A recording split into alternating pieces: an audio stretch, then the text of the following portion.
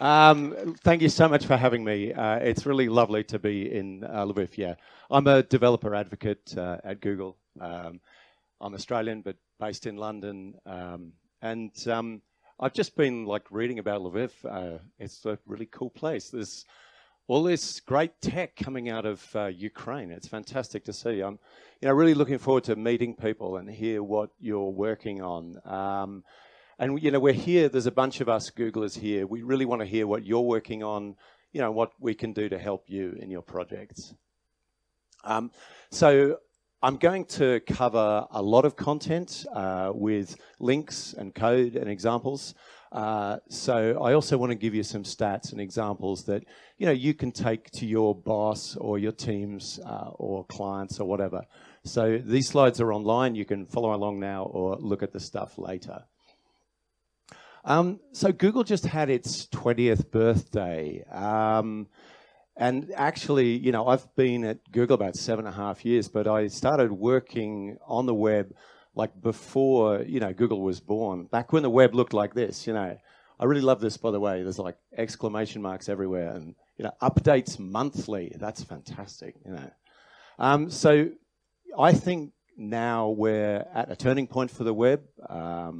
And I think, progressive web apps are at the heart of that. Since this time, I think the web has got a lot more interesting, but more problematic as well. So I want to talk you through that and what's changed since that time. So, since I worked at Google, there's been this revolution on the web. The shift to mobile has caused a huge number of changes. It's been completely disruptive. Not just that, but we've seen this move to people using mobile only. People who never used a desktop device at all, especially in areas where the web is growing fastest.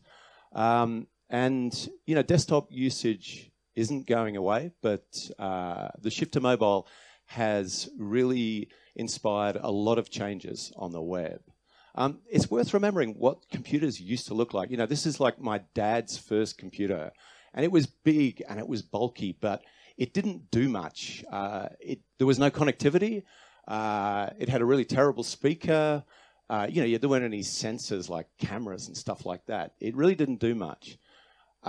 What's funny in a way is that we've had this shift to, hang on if I can get this, sorry, working again, where we've had this shift is where we've seen the shift to smaller form factors like mobile devices, and that's actually kickstarted this revolution in computing. So these smaller devices mean actually, strangely enough, we now get more capability. And what we're seeing on the web is that we're actually getting parity now with native APIs, which is fantastic. It's great to see this. We have a bunch of APIs now that give us integration with operating systems, underlying platforms, and hardware. We've got APIs for metrics, media, access to sensors like GPS and cameras and so on. We've also got powerful language features now, like JavaScript modules, and layout tools like CSS Grid and Flex. What's really nice, I think, is that this is a cross-browser effort. We're seeing less APIs that are implemented on a single browser, more APIs that are implemented across all the major browsers. Above all, we're seeing support for these progressive web app APIs. More and more, that's across the board. And, in particular, we now have great support for Service Worker. Service Worker is now supported by all modern browsers, including Safari and Edge, which is great news, especially some of these browsers that are hugely popular in other regions like China and India and so on, huge numbers. I think we've seen a lot of interesting use cases for Service Worker, not least, Google Search managed to get 2x speed boost by using Service Worker in Chrome for Android, which is fantastic to see. And it's not just, the web that's changing, it's where we experience it. I think this is a really interesting example here. Guardian app for looking at election results you never go to the browser. This all happens in notifications. The web, the browser is invisible here. I think that's really interesting. And I've seen other apps like this, like stuff like restaurant apps doing the same sort of stuff, where you never go to a web page. You're never aware of being on the web. And there's some more interesting stuff I've seen recently, like gaming, embedded games, like sites like Rakuten. And there's like a Chinese news aggregator, Toutiao, which is doing a bunch of interesting stuff in similar ways, where you're not aware you're in a browser, but you're using the web. However, it's not all good news. So, like in Ukraine, like most parts of the world, connectivity is patchy. Even where I live in London, there's still often areas with terrible cell coverage or, no coverage at all. This is still a huge problem. Globally, most people are still on 2G, and that's not going away.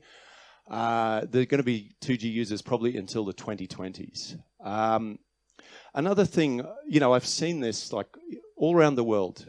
There's often a big gap between urban and rural users. I mean, these stats are from the US, but, I've seen this everywhere. Southeast Asia, India, Australia, where I come from, and, even in the UK. We see a similar picture in lots of reasons. I noticed this stat for Ukraine, a similar thing where, less Ukrainians are using the internet outside the bigger cities.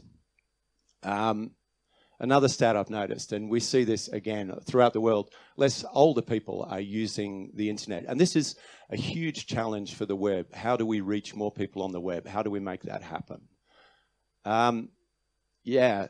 This is the gloomy part of the talk. I promise you it has a happy ending, though. So my colleague, Adi Osmani, did some testing and found that, not surprisingly, cheap and mid-range devices, low-spec devices, are much, much slower to render web pages, especially to process JavaScript, than the more expensive devices that often web developers have. And, we're getting like a 4 to 6 times reduction in speed between high-end and even getting to sort of mid-range devices. And, of course, mobile only doesn't mean everyone's on a fantastic smartphone. Most users globally are on older phones. We're even seeing stuff like this. These are like geophones from India and Alcatel Go Flip. These are devices which are bizarrely designed for 4G and yet have this very, very limited capability as a piece of hardware. And through all this time, mobile pages on the web have become heavier. And this is a problem. The end result of all this is that mobile pages are still taking far too long to load. And this is a huge problem that I think we need to address. So I think we're at a turning point for the web. I think this is a huge opportunity. And to explain why, I'd just like to rewind a bit. I don't know if anyone even knows what this thing is. This is a modem. This is how we used to connect to the internet, back in the days when 56 kilobits was optimistic, And around that time, there was this thing called DHTML, dynamic HTML, back in the 1990s. This was the first time JavaScript was used, and it was an attempt to use JavaScript to kind of make pages less static, more exciting. And it was like this toxic combination of, over-optimistic coding and poor connectivity that, pages could take several minutes to load. It was a really powerful, in a way, the DHTML technology, but, it gave us poor experiences, and I think we willfully ignored the consequences of that. And I think there's a lesson in this. I think we can learn from that. So, the demise of, this happened around the time of the dot-com bust, the turn of the millennium. Strangely enough, that's when people started not being interested in DHTML. And we had this thing branded as Web 2.0. And this kicked off, in terms of capability, I think. We'd had these, really innovative applications, like mapping applications, which, made the most of the web's reach. These were a revelation. There was no installation required. You could, pan and zoom and stuff. And the capability was limited, but the distribution model was, was kind of revolutionary. And then we moved on to, Ajax gave us much more capability and actually developed by Microsoft for Outlook. But, it was the user like for Google Maps and Gmail that really kind of kicked off this transformation of Web 2.0. People always think of Web 2.0 and capability. I think the other thing that happened then was this kind of new realism, the focus on usability that really kicked off around that time. Researchers like Krug and Nielsen, for the first time, they really encouraged web developers to put the user first. And I think we're seeing something now. There's this massive opportunity to do better. So you may have seen this graph. There's like a way of thinking about the web. Like in the old days, we've always had the reach of the web, but the web is lacking capability. More recently, the web, as I've shown, has become more capable. Unfortunately, the end result of this is we often see this kind of stuff. I see this everywhere I go when we review pages and review sites. Lots of regions of the world, small sites, large sites, sites that load huge number of requests on first load, huge images, all that stuff, giant JavaScript files, and so on. And, it's funny, this is causing us like similar problems we've seen in the past. More recently, I've seen frustration at just the complexity of web development, stuff like this article by Jeffrey Seldman. I really like this piece by Alex Russell, who I work with. So he says that JavaScript is the web's carbon dioxide. We need some of it, but not too much. And too much puts the entire ecosystem at risk. Those who emit the most are furthest from suffering the consequences until the ecosystem collapses. This is a gloomy view, I think, but we have an alternative. And, I think this is where progressive web apps come in. They're really a response to this, an attitude to building experiences that work better on the web. So what does that mean in practice? Well, as a brand, progressive web apps is really strong. You can see like Google Trends, everyone seems to be interested in progressive web apps now. I thought we hit like peak PWA when I saw this. It's like Grocer magazine. This is a site for supermarket executives and, saying progressive web apps are cool. Which, yeah, I thought, wow, we've really made it now. Anyway, so Alex Russell actually made a very specific checklist of what progressive web apps mean. If you haven't seen this, you should check that out on his site. This is like a manifesto for good web experiences. And I think these are the things that we are really needing to address on the web now. It's worth remembering in all this, people come to me and I think they have this idea that progressive web apps are like this new different thing, sort of not the web, not native or something. It's worth remembering progressive web apps are just websites. So there is no gatekeeper, an app store. There's no concept of having an install process or an update process. Those things happen without the user having to be aware of that. Those things can be invisible. And that's huge. And, those install steps and the updates can be tiny as well. Some examples of this. I got a notification. Anyway, so like, look at Pinterest. The initial install is like under 200K. We've seen something similar with Twitter, which is fantastic. And this is huge for Twitter because they need to address audiences where, data cost and storage is actually the biggest constraint to using the web or using apps. On low-spec devices with tiny amounts of storage, that's a huge deal that you can get up and running in like less than, it's like 500K, Of course, we've seen this as well. So, the low engagement with websites. And it's kind of similar to what we saw on desktop sort of about like 15, 20 years ago. The web was out there, but it was something you kind of consulted occasionally, but you spent most of your time in apps. We've also had until recently, re-engagement features in native apps on mobile, push notifications and the presence on the home screen and so on, which have led to, users going back to apps. And that's, of course, changed now on the web. It's interesting, that despite that low engagement, the web is really the easiest way now to build a large audience. You have that lack of friction. Users getting to your site, they don't face that app download process, that big decision about whether or not to install something. So, of course, as you probably know, like app usage is really concentrated. Most people use just a few apps. Like 40%, I think, of what people do is in like one app on native apps. What's great is, I think for these reasons, we've seen a huge rise in, especially this year. These are like our own Chrome stats showing a huge increase in PWA API usage. And the ecosystem is growing really fast. So this is really gratifying to see. People who install these progressive web apps and use them really seem to like them, which is really nice. What's nice is that this is a cross-browser initiative. Developer adoption is growing, but so is browser support. We have all these browsers on board. And I think a big thing, for me, this is a revelation, having been working on the web for so long.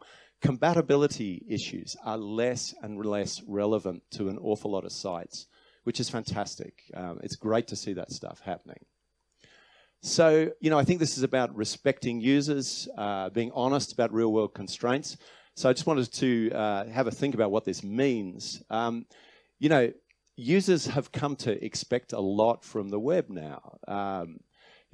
They need experiences that are fast and engaging and reliable and integrated with the underlying system and hardware and platforms and that work in any context.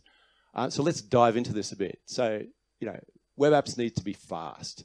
As you, I'm sure, are aware, most users will leave sites that are slow to load. We've had I could call out lots of success stories. One of the best, you should check this site out, LMA. This is a Chinese site with, I think, getting close now to 300 million users. They have something like 1.5 million restaurant listings. The site is interactive in 2 seconds. It's a fantastic piece of work. And yeah, it's worth looking at their code. Page load speed's been a critical aspect of the AMP project. They took this kind of radically realistic approach, building for the real world. And, I think we've learned on the website in general, we've learned a lot from the AMP team.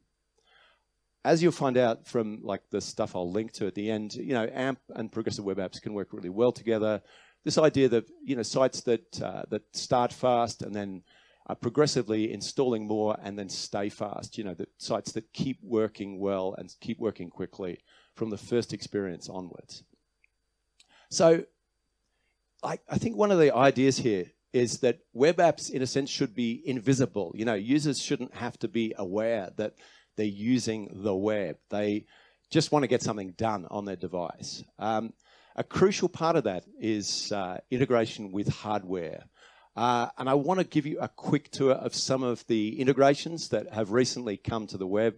This is the stuff that really excites me. There's loads of sample code in these slides, but you can run that stuff yourself, and I'll give you the link to the slides later. So first up, Web Bluetooth, giving you access to connect to devices using JavaScript. Web USB, if I can get to the slide. Okay, I'll try. It's got a bit stuck, sorry. Hang on, I'll get back. Web USB, likewise, a similar API giving you access to USB devices. This is really interesting. We have something called the generic sensor API, and this is enabling a conformant API for lots of different types of sensors. Hugely powerful in this case, looking at light sensors. And also this concept of fused sensors, like we have something called absolute orientation, which combines data from accelerometer, magnetometer, and gyroscope. So you can, do something like this, which is to build a really good compass application. So hugely powerful stuff there. We also need integration with the platform. And one of the simplest things that you can do for your site is to implement add to home screen. This gives your web app a place on the user's home screen. This is crucial and it's really simple to do. And you can actually get access to the app installed event so that you can check on what applications have been installed and respond to that event as it happens. And we've also now, with very simple code, got access to like the native picker. So for doing stuff like selecting images, it's really, really simple, and you get that integration with the user experience that people are used to on mobile devices. We also have, if I can get to the slide, the ability to share stuff. This is again like going out from your web app and then sharing via native apps. So that ability to get to that stuff and integrate with existing apps. And you can also go the other way. So sharing to a web app from the native world, hugely powerful. Again, bringing that integration between native and web apps. This was something like until very recently could only be done in native apps. So this is really cool. Downloading files is a huge deal. In many regions, downloading stuff like videos and watching offline, lots of use cases like that is a huge part of what people do on the web. We now have the Download Manager API that makes this really straightforward, integrates really nicely with background fetch and other APIs, so you can get content as you need it. If you haven't seen it, like the show on screen. Wait for the slide.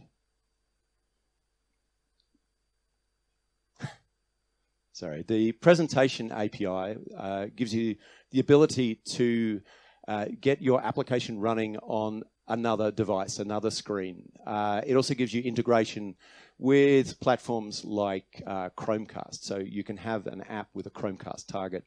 And you can communicate with that app using really simple post-message protocol. So yeah, there's really powerful integrations there that I think are hugely useful on the web. So I just want to talk a little bit about media. This is another area where we've had fantastic integration on the web. It's worth remembering that a huge amount of what people do on the web is media, is like watching video. This is a high proportion of the bytes crossing the web. That's devoted to media. So we've got to get this right. An API here that I'd like to call out is Media Session. Again, this is like the web without a browser. And I really like that. It's the ability to control playback, even like when the browser is closed. So it gives you that control over the device, integration with the underlying platform, and just a really nice interface as well. And you can control devices and play really terrible songs. So sorry to expose you to that. You might have noticed we had picture-in-picture come up in native. In other words, the ability to have a small frameless video playing on your mobile device. We've now got that coming to the web, which is great. Lots of use cases for this. People who want to have something playing in the background, like sport or whatever, on their home screen. And yeah, it's really simple code to do this, and now it's available on the web. Yeah, if you want to learn more about media, check out this app. It's really nicely designed progressive web app. It gives you adaptive streaming, pre-caching, and the ability to download video. It's a great place to start if you're working on media. Another concept that I think has become really strong is working on media streams. Now, I think it's a really powerful concept. You have a source stream, and then, media streams work like the pipes that are connecting these different nodes. So you might have video coming in via a WebRTC connection, then piped through a canvas, being processed, some web audio processing, whatever, and then going out through another WebRTC connection, or maybe being, saved to local device or uploaded to your server. So some APIs for this. We've got the ability to detect what devices are available and capture streams from them. We have the ability now to stream from an element. This is really cool. Yeah, this is just like a demo I did with a teapot, but you could have this streaming gaming content, stuff like that. Really powerful. And the ability now to get to cameras for still images, to take photos, get full access to camera resolution. and the ability to access camera settings, so to control stuff like zoom, white balance, and so on. And again, we've just got now coming to Chrome for Android. We've got screen sharing, so lots of use cases for this too. The ability to do stuff like remote desktoping or custom support, stuff like that. You could share a screen and say then attach that to a WebRTC stream to share with someone else. Media recorder lets you record stuff and create a file and upload that. Here you have the world's simplest screen recording software. It's like 10 lines of JavaScript. I think this is like kind of shows you what's possible on the web, which is really nice. A bunch of APIs coming out of shape detection. We've got barcode detector and also, get the slide to change. We've got face detection and also text detection coming in there, which is really nice.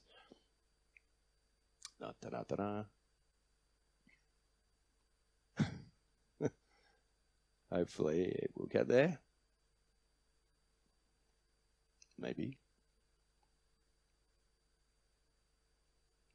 I think this is getting stuck on these little videos. Come on. Oh, there we go. Okay, and finally, I just wanted to mention WebVR because, this is hugely powerful. Lots of stuff, coming to the platform with this. Some early prototypes here. My friend Paul Kinlan. Anyway, so really exciting stuff coming with this. This huge expressive power on the web. There's companies like Sketchfab and so on doing really cool stuff. So one last integration I just wanted to talk about is e-commerce is huge on the web now. It's getting these great integrations with the underlying devices and platforms. Worth a huge amount in the US, even from these figures a couple of years ago. Online commerce is now really huge in China. Much bigger figures than this I've seen as well. So this is a huge thing to get right. And the mobile share of e-commerce is getting bigger. We need to respond to this. What's interesting is that, more people doing retail on mobile are actually going to the web rather than native apps compared to other verticals. So, interesting to see that. And we're also seeing, of course, people tend, when they use native apps, they use very few retail apps. So you get this reach on the web. However, people are spending lots of time on e-commerce on the web, on mobile, but they're not spending money there. This is a huge opportunity.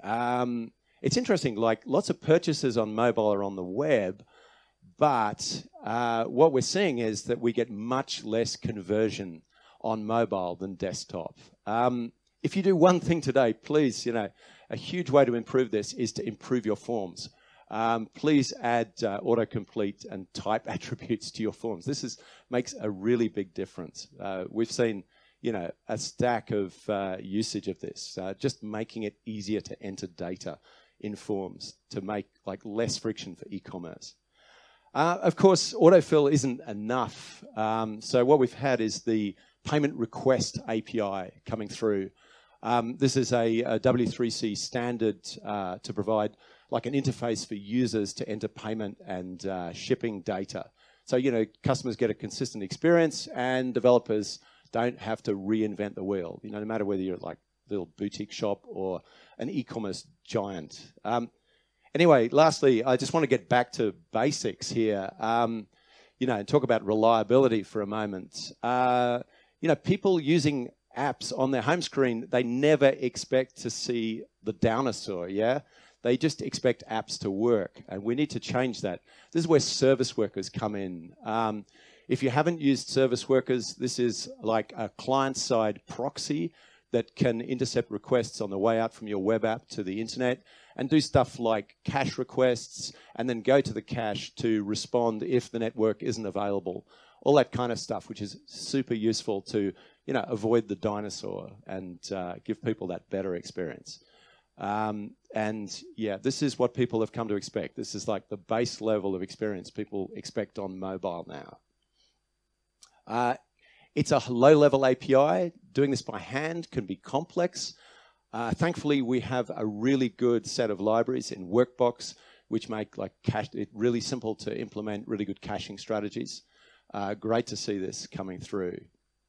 So lastly, I want to talk about engagement. You know, like these two different versions of the same site show us like what users have come to expect. Saw this in Chrome Dev Summit, you know, a year ago, and it really shows you what users expect now on devices. If you want to see a really good site doing stuff with this, Trivago have found that actually, like by using Service Worker to avoid problems with connectivity, they're actually increasing engagement. And they also have a really good startup and home screen experience. So check out their stuff. Likewise for Pinterest, you know, they've seen a huge improvement in their app, which is actually now outperforming their native app on like a bunch of metrics. And they did this essentially by improving the site, like making pretty simple changes to improve startup time and performance. So look at their stuff, and you know their use cases is pretty clearly showing that you know those progressive web apps have worked really well for them. So one last thing, WebAssembly has come to the web. This has incredible potential for integration. You know, this gives us the ability to run essentially compiled languages like C++ in a web browser. Stuff like, you know, we've had AutoCAD in the past, which had to be a native app.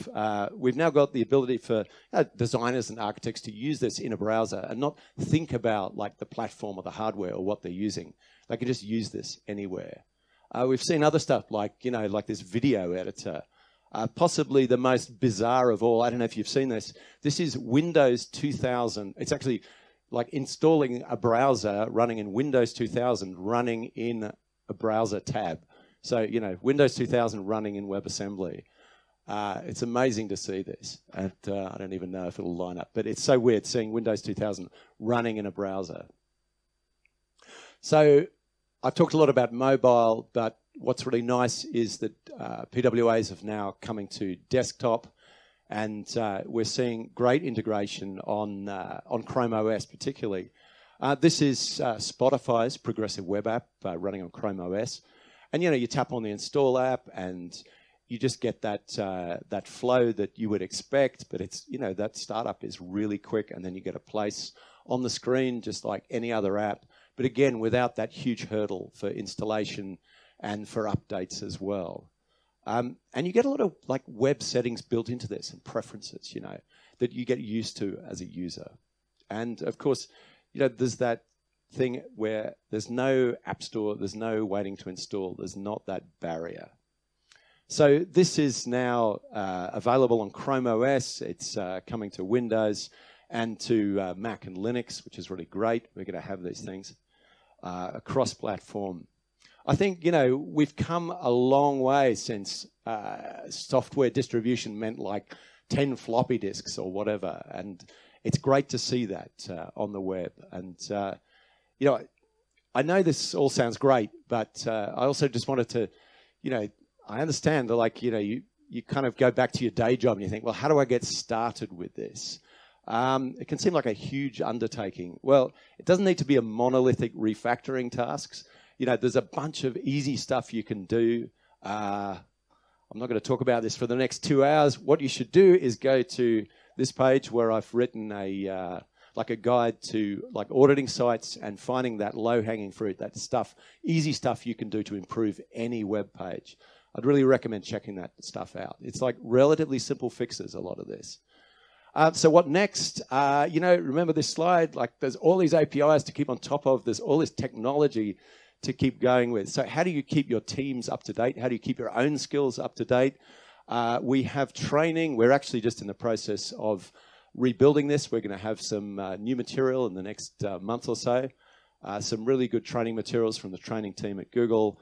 And you can actually do certification for this. I've actually done this. It's really difficult to get this certificate. Anyway, check that out. A great way to learn about PWAs, but also to keep updated and keep honing your skills with the web. So I've put together a bunch of links here also if you want to learn more about progressive web apps. And yeah, always check out our stuff on Web Fundamentals. Some really good case studies there. So examples of companies in the real world done really well by making changes with the way they run their websites. Yeah, and just a reminder, these slides are online at this URL. Check them out. There's, like I say, lots of links to stuff within the slides and lots of code that you can run to try stuff out. Thank you so much for having me. Please come and chat to us during the break.